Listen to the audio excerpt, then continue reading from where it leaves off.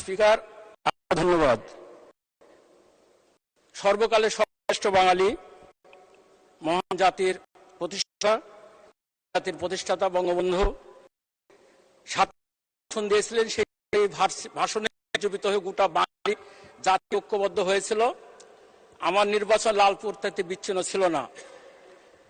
30শে March ময়নার জনযুদ্ধ হয়েছিল পাকিস্তানি বাহিনীর বিরুদ্ধে সারা দিন ব্যাপী। এই যুদ্ধে বাঙালিদের আমাদের জয় হয়েছিল লাঠি ফালা তীর ধনুক নিয়ে। সেখানে শহীদ হয়েছিল। আমরা সেখানে বর্তমানে মাননীয় প্রধানমন্ত্রীর মুক্তিযোদ্ধা মন্ত্রণালয় থেকে একটা বৃহত্তর কমপ্লেক্স হয়েছে।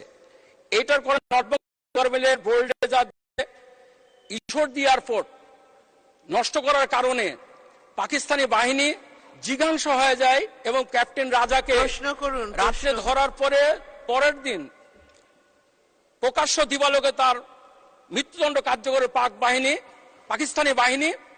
এই সুগার মিলে আজকে 5ই মে 1971 সমস্ত লেফটেন্যান্ট কর্নেল আজিজ সহ এমডি সহ সমস্ত অফিসার কর্পোরেটসের শহীদ মিনার অর্থাৎ পুকুরের ভাড়ে এখন যেটা শহীদ সাগর, মাননীয় প্রধানমন্ত্রী সহ আমাদের মন্ত্রী মহোদয় যারা ছিলেন করেছেন, সমস্ত নেতারা এই নর্থবেঙ্গল সুগার মিলে তাদের স্মৃতির প্রতি শ্রদ্ধা নিবেদন করেছে। আজকে দিবসটা আছে তাদের উপর শ্রদ্ধা নিবেদন করেই আমার মাননীয় মন্ত্রীর কাছে সবিনয় প্রার্থনা করতেছি যে লেফটেন্যান্ট কর্নেল আজিম তাকে স্বীকৃতি দেওয়া হয়েছে, কিন্তু আর যে 42 জন অফিসার কর্মচারী ওখানে শহীদ হলেন তাদের একটা রাষ্ট্রীয় স্বীকৃতি পাওয়ার তারা অধিকার মনে করে পরিবারগুলো, এবং আমরাও তাই মনে করি।